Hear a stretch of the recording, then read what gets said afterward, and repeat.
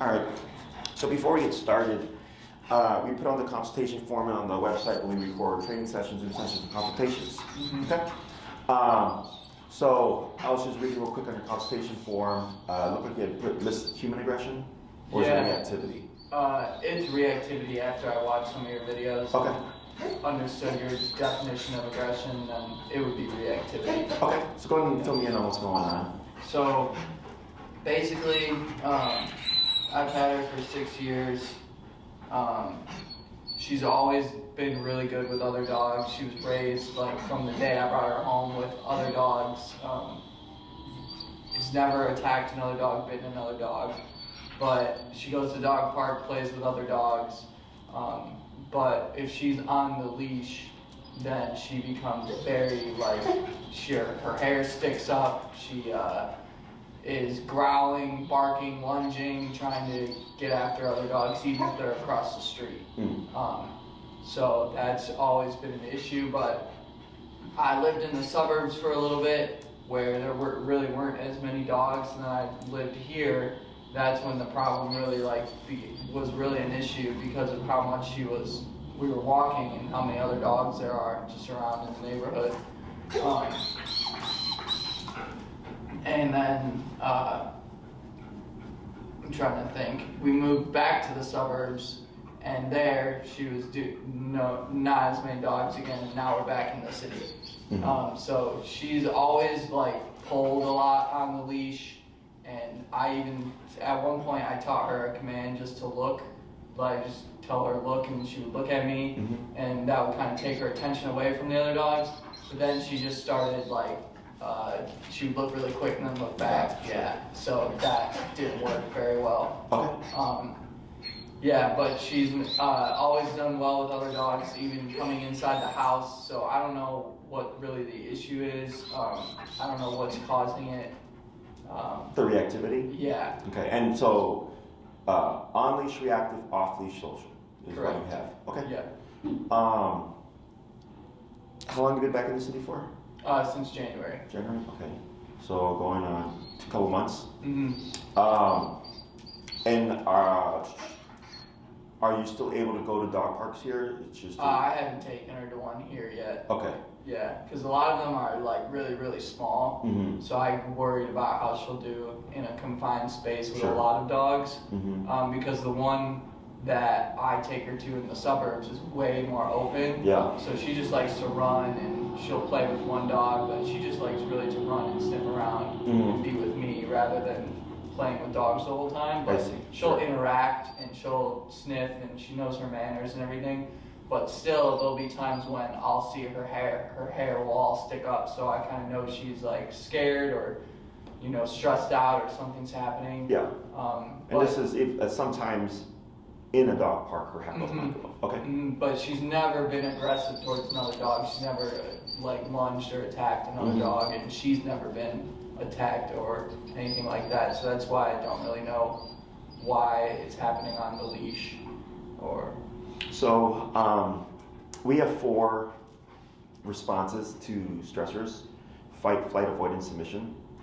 The first 2 are always fight or flight, right? The people you hear on TV or whatever, they'll usually almost say fight or flight, and then there's avoidance, submission. Okay. So if you look at it as fight or flight, if she's on the leash, which one is not an option? Flight. Correct. So that only needs flight response. So when you're at the dog park, flight is an option, so the dog is more relaxed, because if there was danger, she has the ability to get away from it. Does that make sense? So what you're dealing with is not uncommon. A lot of people are like, Jesse, I don't get it. My dog plays with dogs off the leash, on the leash, super reactive, right? So you're not the first person. So that's one reasoning behind it. Is because she's on the leash, that flight response is not an option, which leaves only fight response. Okay. Now the reactivity can be 2 things. One is just a temper tantrum. So if you have a dog that's let's say it was a puppy, when puppies are young and they're not trained and they're social with everything and everybody, and they see a dog and they start pulling towards the dog, and the owner pulls them back, they'll start barking because they're frustrated because they want to play or interact with that dog, right? But that tension over time can create, can develop into aggression and stuff. But in the beginning, a lot of times it's a tantrum. It's just the puppy not getting its way, right? Yeah. So there's that. Or there's the dog, for some dogs, when you take them outside, they can go under stress. We may not like really recognize it that way. So if the dog already goes out under stress and then you add in another dog, that's technically another stressor, it can escalate them. So then you get reactivity, okay? Especially if the dog is under stress with no flight response, then we expect to see that reactive behavior. Right. So, because like right here, this anxiety, Yeah. okay? Now, is this something that's always been, or is this like, okay. So that's stress. Right. Okay, so like we're in a quiet room, there's nothing going on in here. Technically, in our world, nothing she should be stressed about, right? But in her world, because this is an unfamiliar environment, that is stressful. Yeah. Okay, so if I take this and I think, well, he's got, she's being leash reactive, this is most likely your baseline reason why. Right. Does that all make sense? Yeah. So one thing I'd recommend is that you don't pet her. Okay. So petting is a reinforcer. We tend to pet to console, right? And I understand your intention. Yeah. However, let's say you told her to sit and she sat, we would pet as a reinforcer. Do that again. We want to incentivize. So when she's stressed right now, I understand your intention is to console, but really you're telling her to keep being anxious. Does that make sense? Yeah. So go ahead and pull her in here. Yep, just pull her in. And you're going to pull up on your prong, and you're going to push down her hindquarters. And don't say sit, just push down, up and down, like that. Perfect. Now every time she gets up, and actually go ahead and just like plant her like here to you in the middle.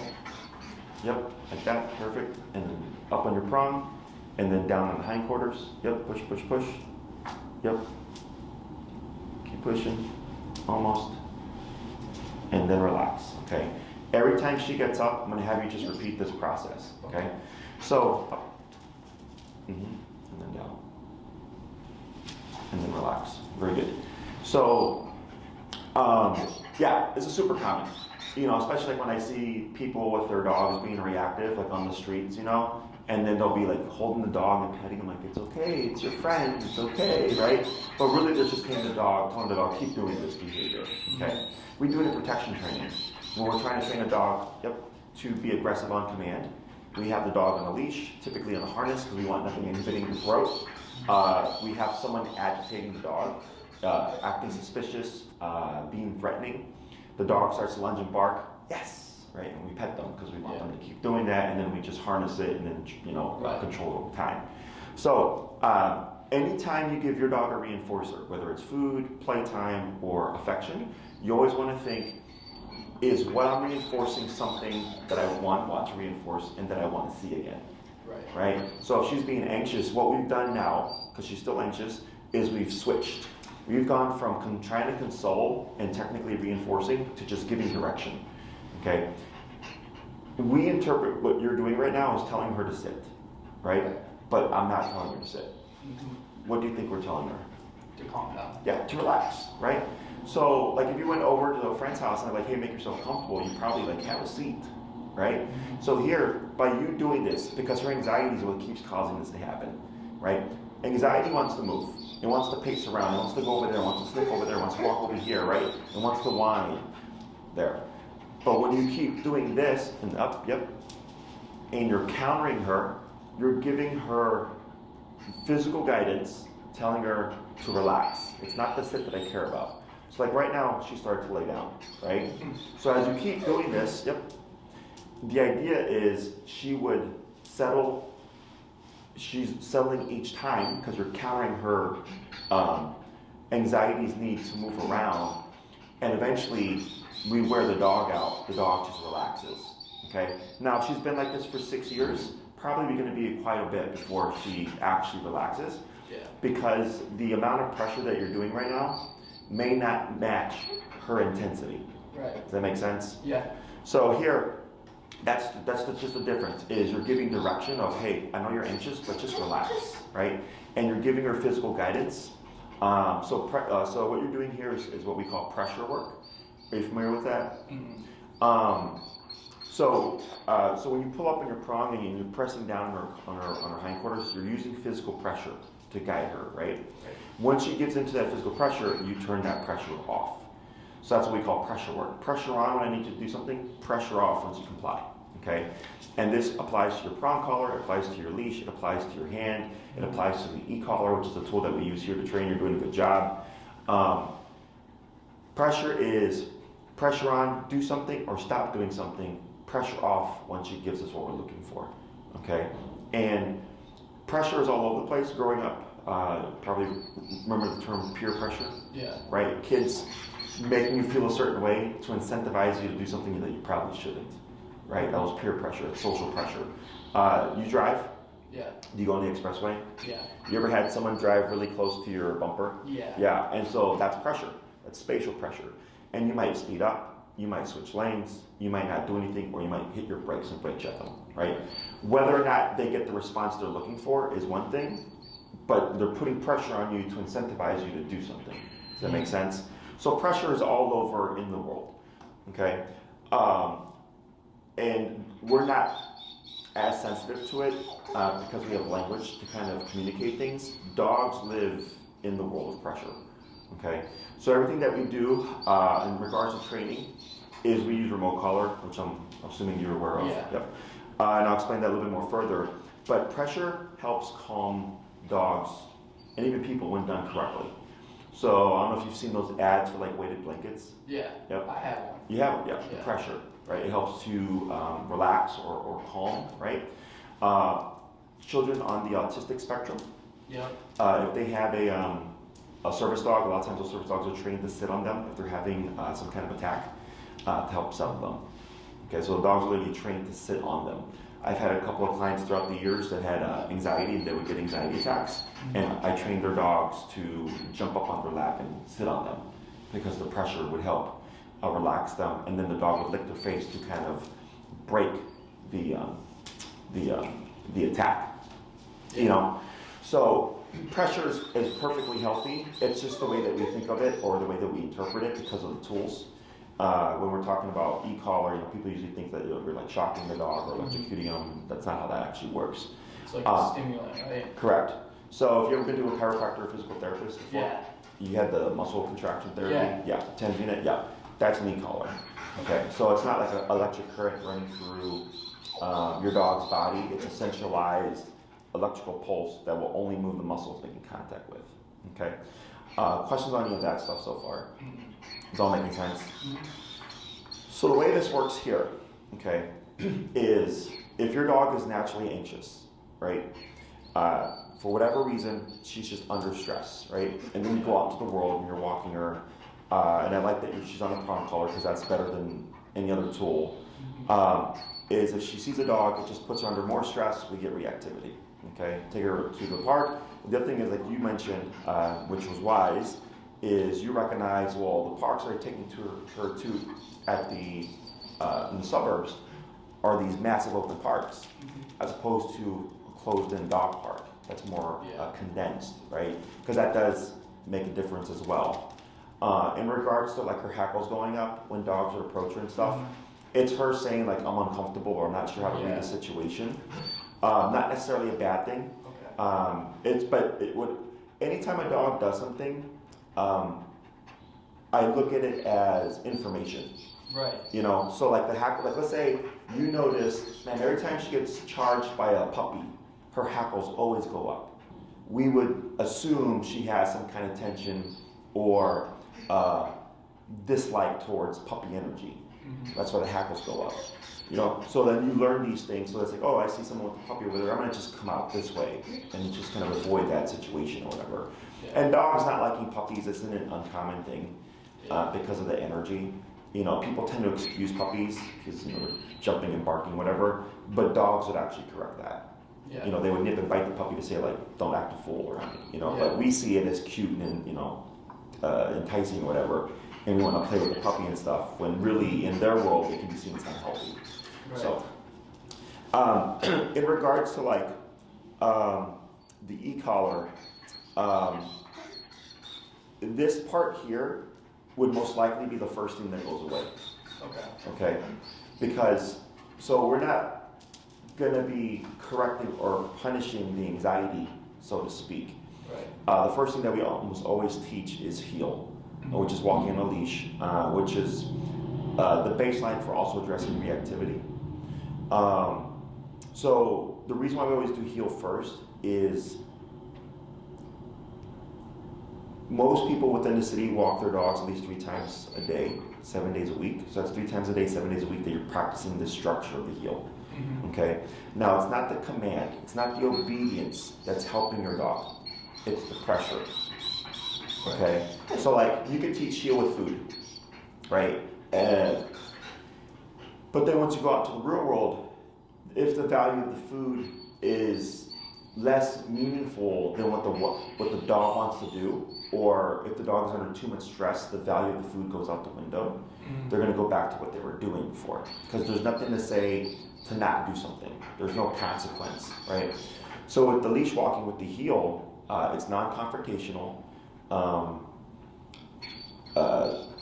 You work on it multiple times a day, and it's something that, it's not like we teach the dog how to walk correctly and then you just stop doing it when your dog is like fixed. It's constant structure. It's the one thing that everybody does at least once a day for the most part, right? Yeah. So it's like, as humans, and you're doing a good job. Yep, and then rotate and press down. As humans, we have laws that are ever present, right? That are backed up by or reinforced by police officers. We have red light cameras, we have judges, we have jails, we have prisons, right? We have all these consequences and reinforcers of the laws, but we're aware of that stuff. Like I know if I run the red light right here in Diversity and Western, I'm gonna get a ticket. So I know not to run that red light, right? So for your dog, if you did the training and they're like, okay, my dog is good now, I don't need to do this anymore. She doesn't understand that these expectations are constant. Exactly. So you have to reinforce them, okay? So, plus reactivity is leash related, leash walking related. So that's why heel is also super. Most of our clientele is aggression or reactivity based clients. So leash walking helps correct leash pulling and is the baseline for addressing reactivity and also the baseline for addressing stuff like this. Okay.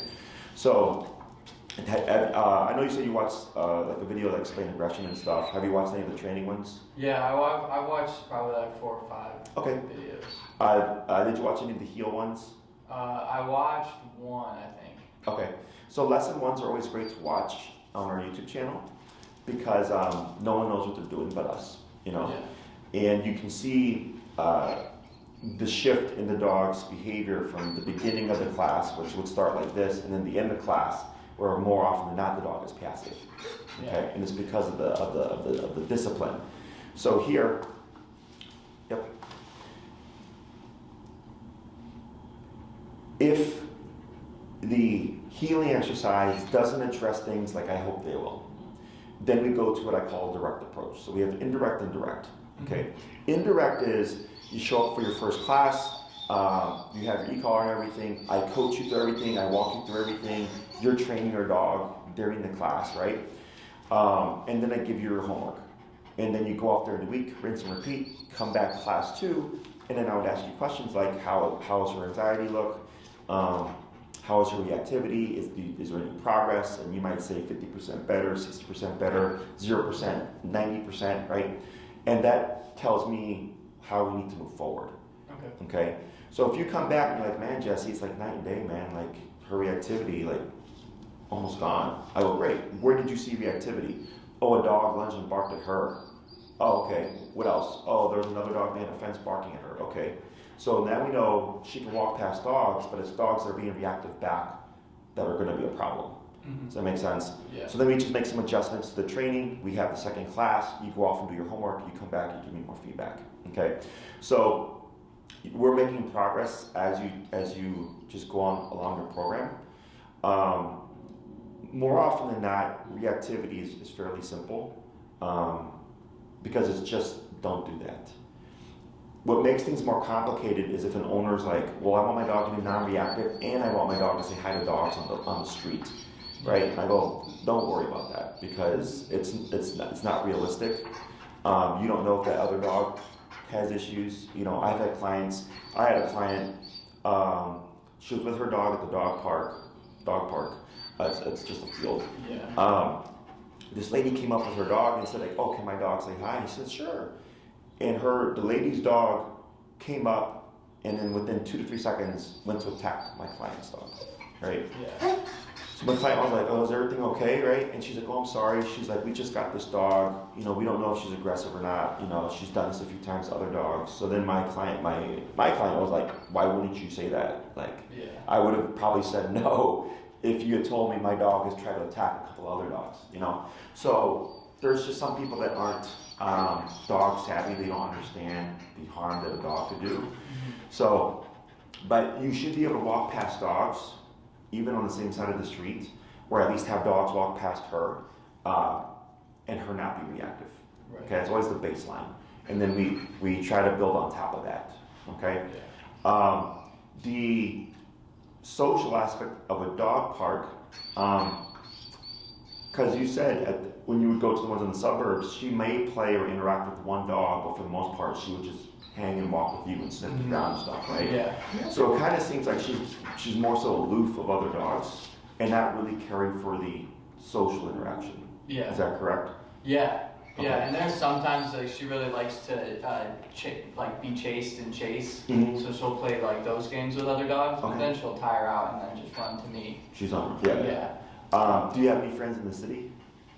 I do. Yeah. Do they have dogs? I'm trying to think. I think maybe 1 or 2 of my friends. Not really though. Okay. So the way this could possibly Oh, work. I do have. My closest friend does have a dog, and they're good. Like they're good friends. Oh, they play. Okay, cool. They've interacted a lot. Yeah. So the trickiest part about everything here is just her social interaction with dogs in a condensed space. Okay, because we don't know if she would take to it, if that's something that's even like up her alley, so to speak. So the way this could potentially work out is, let's say you took her to the dog park and she just seemed uncomfortable. Okay, let's say for example, and maybe that was something you wanted to cover, like, hey, I would like my dog to be able to go to the dog park and play, right? So that's the biggest variable here, is we do 2 classes on heel, okay? We resolve, because reactivity has to be squashed before you can even worry about socialization stuff. So let's say we come to class 3, and they say, hey, Jesse, like, you know, her reactivity, like, almost seems to be gone. You know, it's on occasion if like a dog lunges at her or something, but other than that, like, she just minds her business. And you can correct that too, it just takes longer. So once the reactivity is resolved, technically speaking, you could then try to introduce her into a social setting, right? So if you introduce her to a social setting and then you just notice that she's uncomfortable, like maybe she seems overwhelmed because there's too many dogs in the closed space, I can't make her like the setting. Right. Does that make sense? Yeah. In some cases, clients can go, and then over time, the dog, through exposure, can get over it. But there has to be something that helps the dog calm down, which is the e-collar. So once they've done the e-collar work, and then they do the exposure and repeated exposure, potentially the dog can turn around and open up. So I had a case, this is an extreme case. Man, this dog, as soon as they walked out the front door, barking and shrieking, okay? And they lived in the middle of like River North area, so very busy, very condensed. I remember the consultation, man, like we had to like yell to talk to each other because the dog was just shrieking and barking. It was crazy. So, you know, we did the training and everything, reactivity was gone. They lived a few blocks from the dog park, so I went them to the dog park, and their dog was just indifferent, right? They didn't really care. Literally would just like stand in the little dog park. But they really wanted him to like open up the play. So I just told them, I'm like, well, you have to bring him as much as you can to see if potentially he opens up over time. I shit you not, it took him like a year of taking this dog to the dog park every day for like 15, 20 minutes and just sitting there with him, that he finally opened up to one dog and started playing. And then I remember they texted me, and then like 3 months later, he opened up to another dog and started playing. And then a month after that one, opened up to another dog. You know, but it literally took a year of them every day just going, and he would just stand there like just awkwardly, you know. But But they kept doing it, and because they lived literally like 2 blocks from the dog park, it was easy for them to commit to that kind of exposure. Right. And I've had a case where the owners go and the dog just doesn't like it, and they just like sit next to the owner and they don't want to interact because it's just too overwhelming. You know, that's why I asked about if you have any friends with dogs, because that's always the most realistic. I have a client's dog right now who is super human and dog reactive, and she has a friend who has a golden doodle-ish dog. And I showed her how to socialize him with her dog because they can repeat it. And I said, that's more realistic because your dog would see this dog multiple times. And it's safe to assume that this dog would come into your life at some point, right? Because you're friends. So stuff like that is always more realistic, more reasonable, other than, you know, trying to get the dog to be comfortable in a tight setting like that. Right. Does that make sense? Yeah. Questions so far about any of that stuff? No. Oh, I did forget to mention too, like she's human reactive only if the person is running or biking Sure. or something like that. We can pass a human on the same side of the street as long as I'm in between her and the human. Sure. So I just wanted to add that in as well. That would be most likely one of the first things to go away. Okay. So reactivity is a spectrum. So human reactivity, construction workers, bikers, rollerbladers, and stuff like that, almost always is the first thing that goes away. Okay. Reactivity towards excited puppy type or calm dogs, I'm sorry, is like the next thing. Yeah. Excited puppy type energy is like in the middle. Other reactive dogs, or when you turn the corner and it's like a surprise running of the dog, are always at the end. That, yeah. Okay. And we've like experienced that a lot. I've had to deal with that because I live in like a 13th floor building, and there's a decent amount of other dogs. So I can't take the elevator because there could be a dog waiting at the bottom of the elevator. So I have to take the stairs and then like listen to the doors, make sure there's no. So like we've had a lot of close calls. Nothing to where like she'll hear another dog like the leash, and like she knows the sounds of another dog, and then she'll get all anxious and get all riled up. So we've had to like, you know, I have to like turn around really quickly to go back outside or do stuff like that. Yeah, so that stuff is usually towards the end of the spectrum in terms of, and this just simply means time. Right. Okay, because you can't plan for it. Yeah. You know, those are always the hardest parts. A lot of people with reactivity, the dogs that have reactivity, struggle with because it's a surprise run-in. Plus, if it's in your building because you're in confined quarters, the stress levels for the dog go up. Because remember, it's all about escape routes. Yeah. Right. So when you have a nice big open space, plenty of places to run to, versus when you're in a narrow hallway or in an elevator, more difficult. Okay. So there's answers to all these things, and it's a process because I already know how to dress everything, and I could like within 48 hours resolve all this stuff, right? Because I already know what to do and I'll go there. Right. But I have to train you to train your dog, and you're learning with your dog, and that's what prolongs the process. Okay. Right.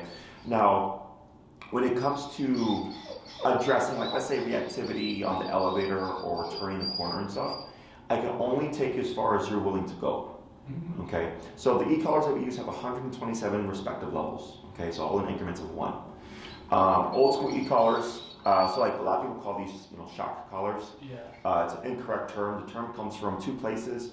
One is the positive only front in the dog training world. They don't want you to use e-collar, so they use words like shock and electrocution and torture and pain to discourage people, right? Because you don't want to electrocute your dog. Yeah. But if it was electrocution, I would think it would be illegal. You know, so it's not electrocution. It's a miniaturized TENS unit, which is what you had for the muscle therapy. So it's the same technology. Or back when e-collars were first invented, they had like 5 levels. Some of them even 3 levels.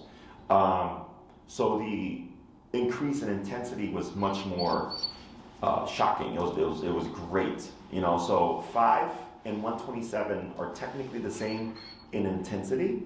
I just have 122 more divisions. Does that make sense? So I can really fine tune it. The training is much like what you would get. I get a physical therapist, which is they start low and they work their way up, right? And then they ask you to tell them when it becomes too much. and then you say, oh, that's too much, and they would lower the level or the intensity, and they say, how does that feel? And you're like, that's better, I can tolerate that, right? Yeah. And they let the machine continue to do its work. It's very similar to how we do training with dogs. We start low and then we work our way up. Okay. She tells me what's too much, she tells me what's too little. Okay. And we want to find a middle ground there. So here, if we're too low on the collar, probably not going to stop anxiety. Okay. Because it's not enough for her to think to herself to relax. Or we're not going to stop reactivity. Okay. So if her reactivity is a high intensity, and we're going on the collar, and I say, go to 60, and you're like, Jesse, I can't go to 60, man, I feel bad. I go, well, how are you going to stop the reactivity? Because nothing below 60 is stopping it. Right. Does that make sense? Yeah. So this is all a process, and it's a very logical, common sense-based process. That's why lesson ones are great to watch, because you'd see it with any dog, where we start low and then we work our way up. There's the occasional exception. Like I have a dog right now, his name is Milo. He's a pit. He just had his 3rd class, very intense case, reactivity-wise. And then I had to jump up higher. I think I was like 70 to 80 within 3 minutes of the guy being here, because the dog was just so crazy. So I had to go to that intensity to get him to calm down as much as I could, so I could talk to the guy. Right. And then we dipped it down accordingly, you know. So we're still working on his dog's reactivity because it's such an intense case. His case is more than likely going to be what I call like an exception to my rule. So general rule of thumb is if your dog is yelping, probably too high. If your dog's not listening, you're probably too low, right? But this guy, the dog is so intense that we most likely will have to like over exaggerate the corrections to stop everything, which is going to make the dog vocalize. But that's not what we do with every dog, you know. So for him, you know, he's going through the process of trying all the things to make sure like we do our due diligence and our homework on like, are these things going to work? I already think probably not, because I've seen this before, but I have to do that, right? So that the owner sees, oh, we tried 20 different things and nothing worked. And now we're here and this works. Does that make sense? Because you have to see the process. Like, you know, if I just told you, oh yeah, put it on 100, for you, you're just like, really? Like it doesn't make sense. But once you've done all the baseline work and you're like, yeah, I'm still struggling with reactivity, and if Jesse says go to 100, it's because we've tried everything else and it's not working. Right. Does that make sense? Yeah. So I don't think it's going to be that way, but I always like to paint worst case scenario for people, because if you're not willing to do worst case scenario, then I can't help you if we end up there. Yeah. You know, I'd rather you come in going, okay, if this is the worst case scenario and I can do it, then I go, we're good. Okay, because then I'm not worried about you know, you falling short of the training and then us not getting the result. Okay, I don't think that's going to be this case here. I've seen this plenty of times. Questions about any of that stuff?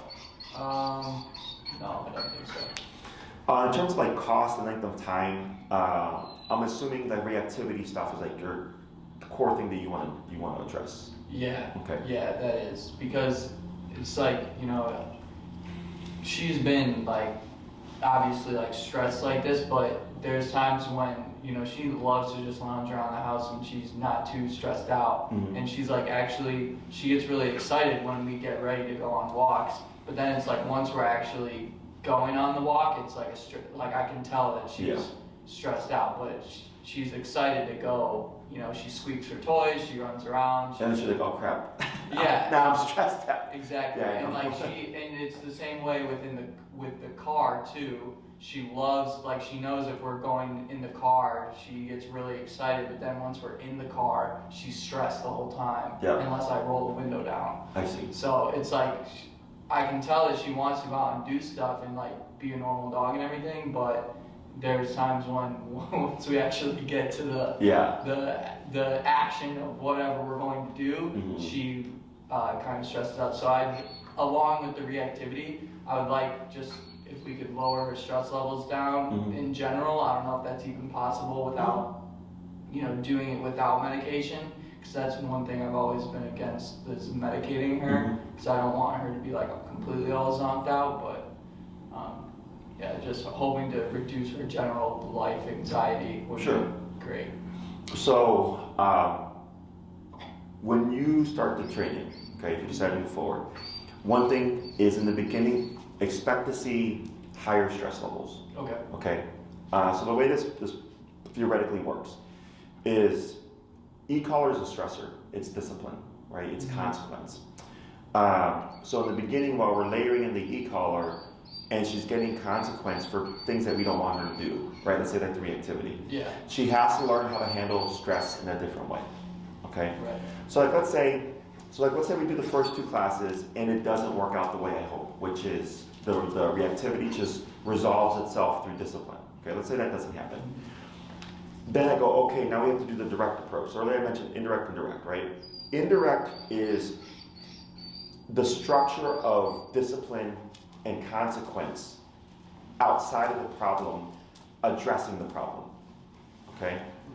And then there's addressing the problem directly, which is, oh, my dog is lunging and barking. I've already done the indirect approach. It didn't work. Now I have to provide consequence for the behavior itself directly. Does that make sense? So,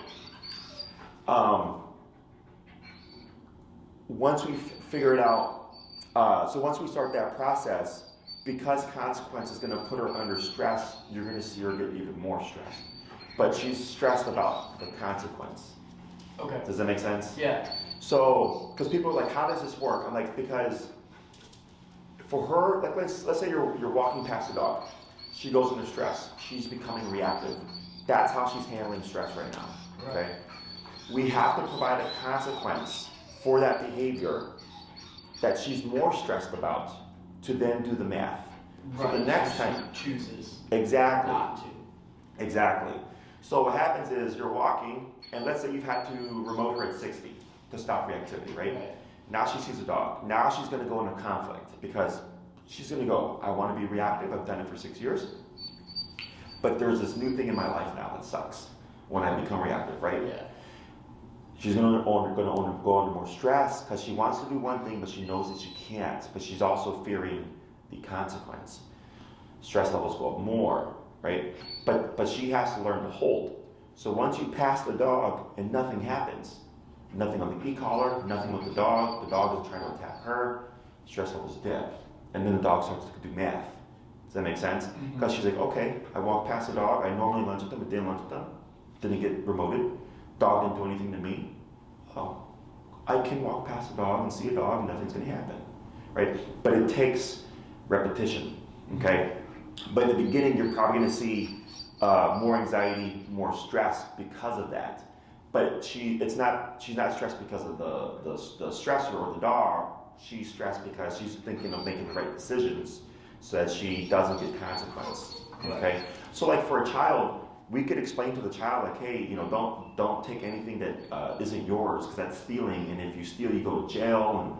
And you can explain that to a kid or a person, and they would just understand and go, okay, well, I don't want to go to jail, so I'm not going to steal anything, right?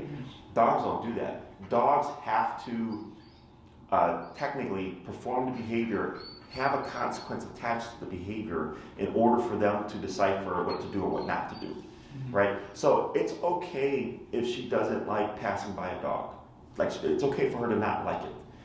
It's not okay for her to be reactive. Right? So like, we'll see like reactive cases, because we teach on the left and they'll see a dog, and instead of being reactive, they'll come over to this side of the owner and then walk past. And then when the dog passes, you'll see them come back to this side. That's what we call avoidance behavior. So remember, there's fight, flight, avoidance, submission. Right. Them going over here, giving space, is avoidance behavior. So then that's a good decision, so we let it go. And then once we pass, literally you'll see the dog walk right back to the left side.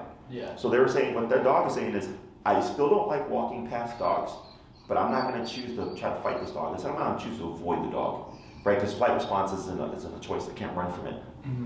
Submission, or what I also call acceptance, is when the dog can walk past the dog and there's no tension. They're going, okay, I'm going to see dogs in the world. There's no avoiding it anymore. I'm just going to accept that this is going to happen in life. And then they're able to walk past dogs, no problem. Okay? So, the other thing is, in order for her to handle stress, right, is if you put her under stress through the e-collars, controlled context, right, we may see a lot of stuff. We may see her try to become resistant. We may see her shut down and not want to move.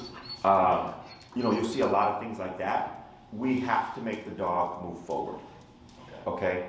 So like the client I'm gonna have right after you, I forgot what the dog's name was, the first class, like literally like plopped down like this, like pretend it was dead, like they don't want to move. Yeah. And she kept going up on the e-collar, and I think we went up to like 70, 80 before the dog started popping forward and moving, right? Right. And eventually by the end of class, she was only at 40, so when the dog started to lay down, she was tapping, the dog would come running. So now the dog learned, oh, I can't control this anymore by trying to shut down. Yeah. So when we see that, that's all due to stress, when you work them through it, you're teaching them how to handle stress and essentially kind of quote unquote toughening them up to be able to handle other stressors. Yep, almost. There she goes. Because then she's got to relate in her mind where she's like, okay, like, I've had this e-collar thing goes off. It sucks. It's a stressor, blah, blah, blah, blah. But if I can deal with this, then I can walk past the dog, no problem. Yeah. Like me with my business, like I didn't start with a business like this. Like I started home to home. I was literally a young 20-year-old kid handing out business cards, doing my own clientele and stuff. Now I have like 15 employees, But throughout my career, I grew, and in that growth process, I learned to handle stress. So that now that I have a 13,000 square foot facility with 15 employees and 30, 40 clients a month on my calendar and stuff like that, I've learned to handle all these things. Had someone put me in this position 10, 12 years ago when I was first starting out, I wouldn't have known what to do. Yeah. So same thing with the dog, okay? Questions on any of that stuff?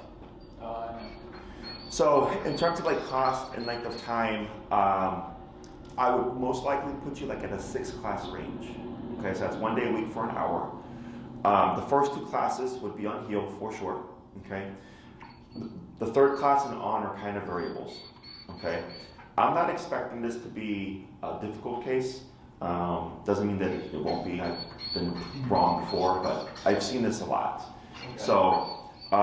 What dictates length of time and everything is just your expectations and your goals, okay? Clearing up reactivity shouldn't be a problem. Clearing up reactivity with runners and joggers shouldn't be a problem. This anxiety here shouldn't be a problem, okay?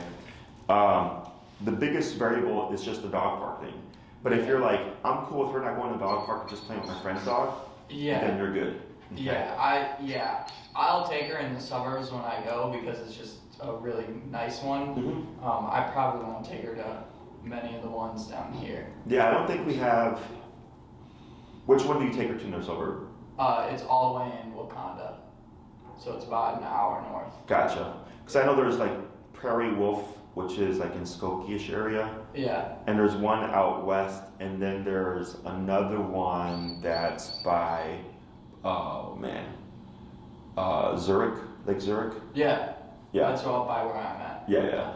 In the city, I don't think we have any like that. But that makes things easier.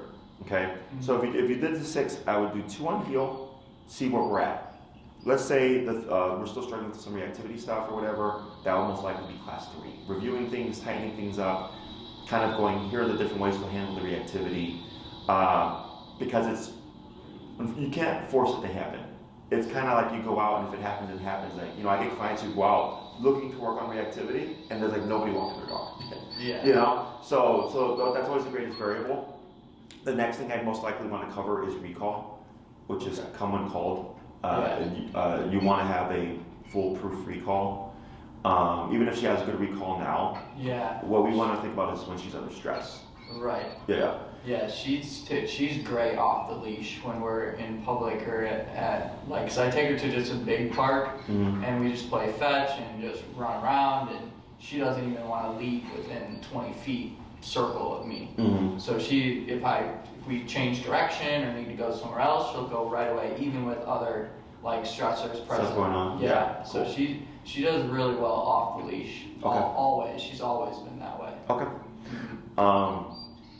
Recall, typically a class or 2. Okay. So that puts us at 4 to 5, and then the last one can be, variable. Like if you want to cover something, if you're still struggling with something, maybe she's great with reactivity outside, but you're still having issues in the building, because of the tightness of everything. It's pretty much common sense based. Once you've established the structure, it's just what's going to get her to hold, meaning what's your level going to be on the collar. Right. You know, that's the one that just takes time. Questions on any of that stuff? No, I don't think so. Yeah, I would put you at 6 because we do 3, 6, 9, and 12. Okay. Technically, you could do even as short as 3 classes. The 3-class program was made specifically for reactivity. Okay. In my opinion, yes, you could do a 3-class program. We would cover the 2 class on heel, the 3rd being that variable, but then we're done, right? Yeah. Doing the 6 gives you a little bit of buffer, and we can just tighten up or kind of proof out that recall just in case. Because it's not just your dog, you want to think about other people's dogs. Mm-hmm. You know, like today I was letting my dogs out in the yard, and some dude's dog, literally, he was walking his dog off a leash, half a block away, took off and charged my fence, you know, triggering my dogs. Yeah. And then, you know, he was running over to get his dog. I'm like, why are you walking your dog off leash if you don't have control of your dog? You know, and this was like literally from half a block away.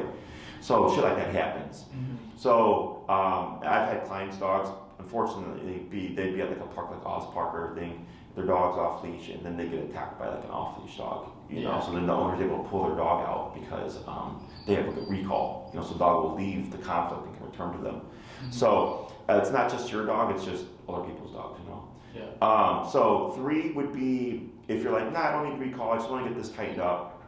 You know, 2 on the heel, 1 on reactivity, if needed, or whatever you want to cover for that 3rd class. 6 just gives you a little bit more of a window of a buffer. Yeah. And then in terms of the collar she would need, I would put her on the Dogtra Black Edition. Maria will give you all that information. Okay. It's meant for a 70-pound dog and over. Okay. She's probably like, what, 50, 60? She's 80. She's 80, okay. So obviously meant for a dog her size. Mm-hmm. It's a fully waterproof system, both the transmitter and the receiver. So, she can go swimming in it, it could be raining, whatever, perfectly fine. They last a really long time. I had my collars for like 10, 12-ish years. Okay. Until recently they crapped out and I just bought new ones. Yeah. The most common thing is the battery does wear out over time because it's a rechargeable lithium battery like your cell phone. It's like a $15 to $20 investment. You literally pull out the battery, toss it, put in a new one, you're good to go. Okay. Those run around 330-ish with tax. And then that's pretty much it. The only other thing would be the most common question that we get is people ask, when does the e-collar go away? In my book, when you need it, it doesn't. Meaning if she's going to be off leash, if you're going to be walking her outside, you'd have that collar present. If she's a great dog inside the house, you don't need it. Yeah, she's really good inside the house. Yeah. So, because people always ask, if the training is so good, why does my dog need the collar after the training? I go, because it's a dog, for one. 2, going to driving again as an example, most people don't go the speed limit on the expressway, right? Mm-hmm. Most people speed. They see a squad car, what happens? They slow down. Slow down, right? And then we pass a squad car and everybody speeds back up again, right? I think we can agree that's like pretty common. Yeah. So it's called opportunistic behavior. All animals do it. So when she's got the collar on, she's gonna know, okay, the cop is, I like to call it cop on a collar. Authority is present. I can't get away with my nonsense or whatever. But when the collar is off, she's probably gonna try to get away with all that nonsense. Yeah. So it's not that the training doesn't work. It's because she's an animal. She's opportunistic, and even humans, press the boundaries and try to get away with stuff. Mm-hmm. So it's not that you're always having to use it. It's more so it's just present. Okay. Mm-hmm. So this way she knows. Okay, Dad's got the cop on, and if I decide to be reactive, I know there's going to be consequences. So I'm going to choose not to be reactive. There's nothing good or bad. It's just the way of the world. Yeah. So that's the only other thing is that the collar in my book, when you need it, you have it on, and then when you don't need it, you take it off. Okay. Any other questions? I'm trying to think. So it would be like normal to not have the collar on when she's in the house or in the apartment, and then when it's time to go for a walk or go anywhere else, just to put it on. That's not like bad or anything. Mm-hmm. That'll be fine. Yeah. Okay. No, the issue we have is how people feel about it. Yeah. I'm like, let's say, I'm not against medication. More often than not, it doesn't work. Right. You know, so that's the funny thing is because personally I've been on a bunch of those types of medications and I have the same issues. They just don't work. sure. So it's like I don't want to get into a whole trial and error thing with her and just not only making her feel all the side effects at the same time, but then not having any results. Right. Well, also I want to pick the option that's going to give the best results, no matter what it is. Right. So like, it's hard for someone to understand that you could correct anxiety. Like this right here, you can correct that. Okay. It doesn't make sense to us, but literally, if another dog disagreed with this anxiety, they would just come up and nip her and tell her to stop being anxious. Right. And then she goes, okay, I guess I'm going to keep myself in check because I don't want this kind of aversive again, you know. But it doesn't make sense to us that you could do that. But I've done it countless times over the course of 10 to 12 years. And the only time that she's going to be in this kind of state is when you're outside the house, right? So that's when you have that tool on. There will be exceptions, like let's say, for example, I had a client that just had their final class with me, great progress with their dog, went to their veterinarian for like a yearly checkup, and the dog was like super anxious. And I go, yeah, I was like, because it's the setting, you know? Yeah. There's certain things where like I get it because you can only do so much, but like if it's like 95% of everything else is better and it's just that last 5%, I mean, that man's pretty good. Yeah. You know, you're not gonna get 100% all the time. So, but yeah, I'm not against medication, but almost all the dogs that I have come in with reactivity aggression issues are already on medication and they're still having the same behaviors. Yeah. Because it's not about, it's about, you know, just natural instinct and stress and all that stuff, you know? So,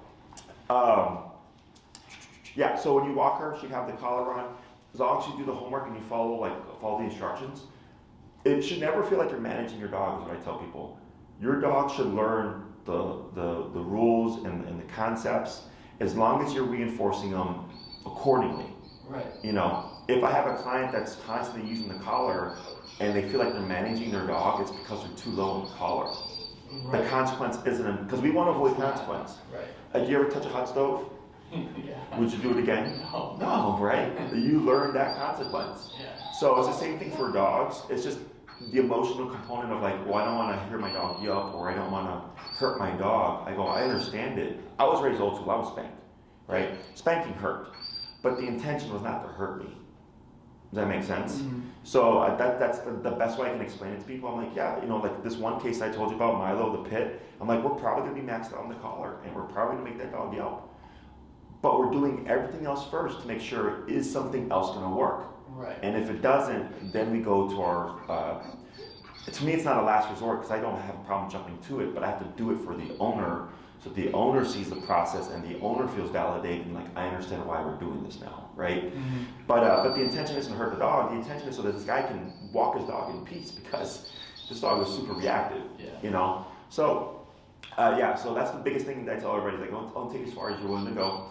Dogs bite each other, you know, and then people are like, well, am I going to screw up my dog? I'm like, well, your dog's already screwed up, that's why we're here. So, you know, other than that, this seems to me like a pretty straightforward case. Okay. I don't foresee any issues, but, you know, we'll figure all that stuff as we go along. Okay. Okay? Anything else?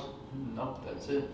Alrighty, sir. So, what you can do is you can email Maria if you'd like to expedite things a little bit. You can email her and say, hey Maria, I'd like to do 3 or I'd like to do 6 classes. You're more than welcome to do more if you want more control over your dog. I don't think you need it. Okay. If you did a 12-week class, it's just we're going to get more control, more obedience type control. And your thing is really just your dog's stress levels, the anxiety, the reactivity stuff. Yeah, she listens to me great, you know, so I don't have really to worry about any of that. Sure, yeah, so I think 3 to 6 is where you're at. And you can email her your schedule and say like, I'd like to do 6 or whatever, because that's what she would ask you for. And then when she turns around, she already has that information available. She can just send you the contract form, okay? Please allow her a 5 to 7 business day turnaround again, because you have to, you know, book your consultation and everything, but there's been other people booking theirs and then other people signing up for training. So it's kind of like you're back in line again to get on my calendar as a client, right? Yeah. So she's usually, it's kind of a lull right now, but just please allow her some time to get back to you. And then she'll send you a contract form. keep in mind that she does go by the contract form. So a lot of clients will read the contract, they'll have questions, and they'll ask her questions, which is fine. But then when they get ready to book and they submit the form, you know, I may have already been booked up for a bit. You know, so then they're like, oh man, like what? Like we thought he was available. They're like, she's like, well, he was, but then as you were going back and forth with the questions, I signed up other people. Mm-hmm. So once she sees your contract form submitted, she knows that you're serious, and she'll start to get the process going and invoice you and everything like that. And she'll provide you the information for the call I recommended for you. And then other than that, pretty much it. Okay. Okay. Okay. Awesome. Well, I do have one last question. Sure. Will the heel command, will that curb like pulling on the leash? Okay. Yep, leash pulling, leash reactivity helps address the baseline anxiety stuff. It sets the tone for everything. The car stuff we can technically address. Okay. So like the car stuff, and there was one other thing that you brought up. If you did 6, we have more time to make sure we get all that stuff Okay, done. yeah. Technically, the car is a separate issue than this because dogs aren't meant to be in moving vehicles. Right. So a lot of dogs do go under stress. She doesn't throw up or anything. No. She's just anxious. Yeah, she just gets really, unless the window is down, then she's fine. She's fine. Sure. So it was fun. It's funny during the winter because it's like I don't want to put. You don't want the window down. Yeah. So no, it's not uncommon. Yeah. So that might be even its own class. Okay. Typically, what I like to do is the simple stuff. I'll review with you and just have you start doing it on your own, right?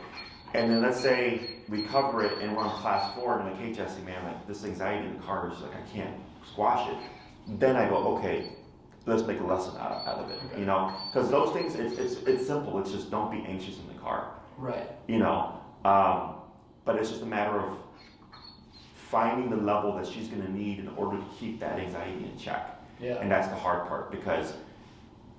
To us, it's just like, well, we're just in the car. Why would she need like 100, right? But if her anxiety's through the roof while she's in the car, that's why she needs such a high intensity correction. Yeah. So once you start the process and you see it, and like I'm trying to think who would be a good case for you to watch. Oh man, what is the dog's name? I'm gonna see her right after you. It should be up. Dog's name is Chip. Okay, if you go on my YouTube channel, and you look up Chip, you're gonna see how the dog was kind of like, it's a little black floofy dog. Yeah. It's kind of like all over the place. And then by the end of the class, you see the dog just relaxed. Yeah. Right. I think that would be a good one for you to get a baseline understanding of how all this stuff works. Okay. And then anything else, you could just shoot an email to Maria, and she'll get answer the questions you may have. Okay. Okay. Anything else? Nope, that's it. Right. Well, it was a pleasure meeting you, sir. Yeah, thanks. No I really worries. appreciate it.